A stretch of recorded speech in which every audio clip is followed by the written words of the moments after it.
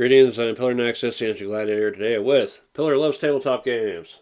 Today's episode, INIS, in the heart of Celtic legends. Goal of the game is to become the High King, and to do that you're going to need to achieve one of 3 victory conditions. Make sure you have a Pretender token going into the assembly, and have more than anyone else.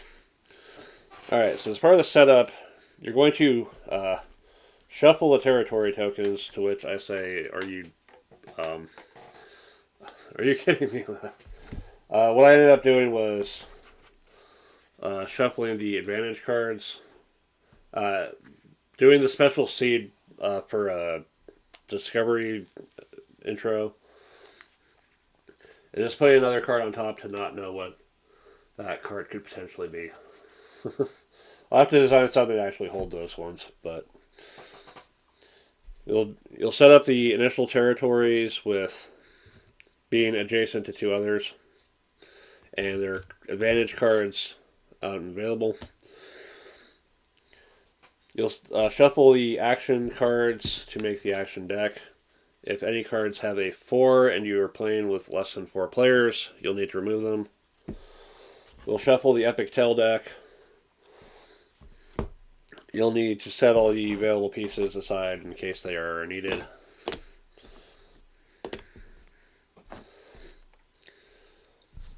You'll have a random player be the Bren for the setup, and they will flip the Flock of Crows token. The Bren will determine a capital and add a sanctuary to it. By picking one of the 4 regions to do so. Then starting with the Bren and going in the direction of the Flock of Crows token, they will place one of their clans in a territory. It'll go around twice so that everybody will have 2 clans out there. You don't have to set it up like this. You can potentially split up or whatever, but it is important to try to be chieftain of territories where you can. You are a chieftain when you have more clans than anyone else. There is no tiebreaker for it. You want to be the big numbers on the board. And then going into the assembly phase, the chieftain of the capital territory becomes the Bren. If there is nobody there at all, the Bren token just stays there. If it's a tie, it still stays with the Bren. Someone has to go out of their way to outnumber the player there to take the token. Then we check to see if someone's won the game. In order to have won the game, you have to have a Pretender token and have one of 3 victory conditions secured. The victory conditions are easily remembered with the number 6. Chieftain over 6 opposing clans.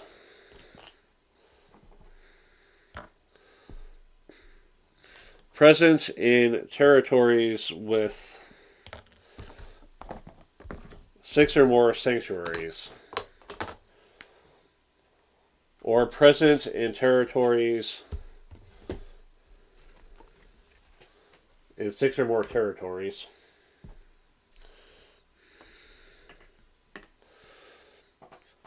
Each of these victory conditions adds up and potentially can guarantee that you'll win. The more that you have.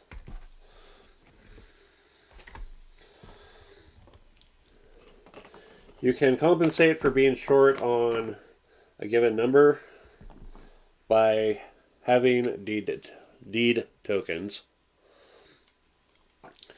For example, if you were chieftain over only 4 opposing clans, another 2 deeds will add to that to help you reach that goal. If you were short on multiple things, then you would need enough deed tokens to cover your shortages on both. So 1 deed for missing sanctuary and 2 deeds for missing opposing clans.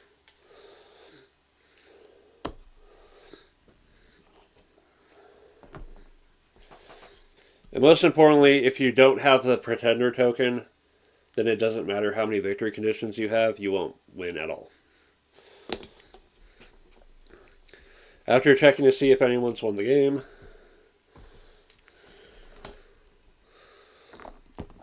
the players who are chieftains of territories will take those territory advantage cards into their hand.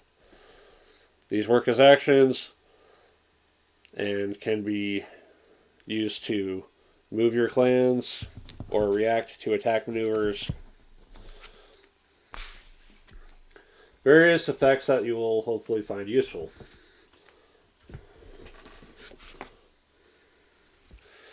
The Bren tosses the Flock of Crows token, and that will be the direction of play for the round, as well as the direction of passing and the direction of priority for taking refuge in Citadel starting a clash. The Bren will then shuffle the action cards, set one of them aside, and deal 4 to each player. Players will then draft cards as follows. You will take your 4 cards, you will save one of them, and pass the rest. The hand that you are passed, you will take, add the card that you kept, and then keep 2. The hand that you're passed, you will pick up the cards you kept, and keep 3. You can choose to switch out ones you've kept with ones you've been passed. And then the last card will just go into your hand. And the Bren goes first in the Seasons phase. They must play a season card. You'll know it's a season card because it has the tree in the top left. Some cards will have a Triskel, showing that they are played in response. The Bard can be played as the Seasons card or as a response. Some cards can only be played as a response.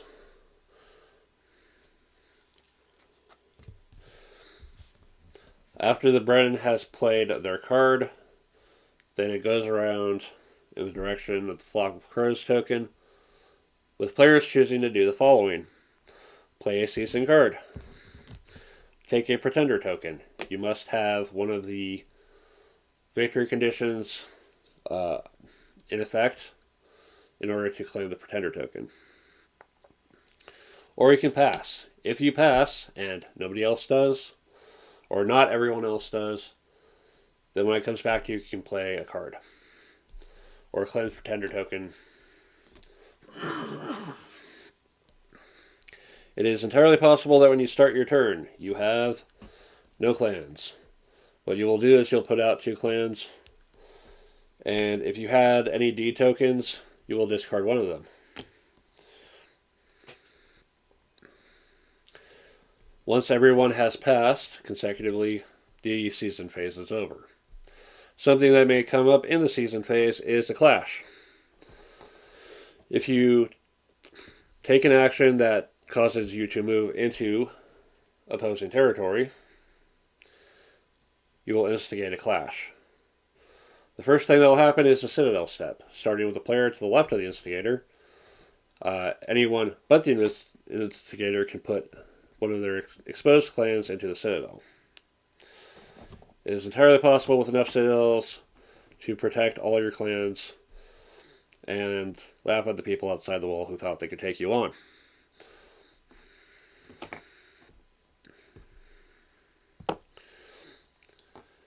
But once any clans are entrenched in their citadels, the resolution step, starting with the instigator, will begin with the instigator taking a maneuver. The maneuvers are attack. Choose an opponent in the territory, and they have to make a choice. Discard an action card from hand, or give up an exposed clan.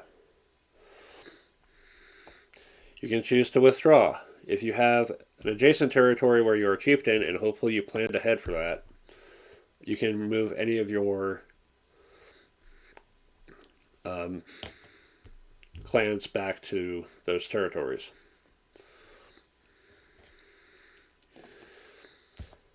Finally, you can play an epic maneuver, an epic tail card that has a play as clash during maneuver. Or play as maneuver during a clash. Before each maneuver, any player that still has exposed clans can all agree to end the clash immediately, peacefully. Or if there are no exposed clans whatsoever, the clash ends. And anyone still in the Citadel comes out. If you are the only player with exposed clans, you can choose to make one last withdrawal if you planned.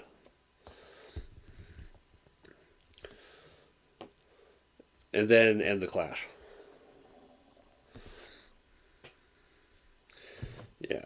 It works better when it's like, okay, we've sent more than we needed to be chieftain here. We can take one back. And then the clash ends, and we are now going to be chieftain of this going into the next phase. If someone else doesn't start a new clash. The clash only happens if you actually move in there. If you have something that lets you just place a clan, it's not a clash.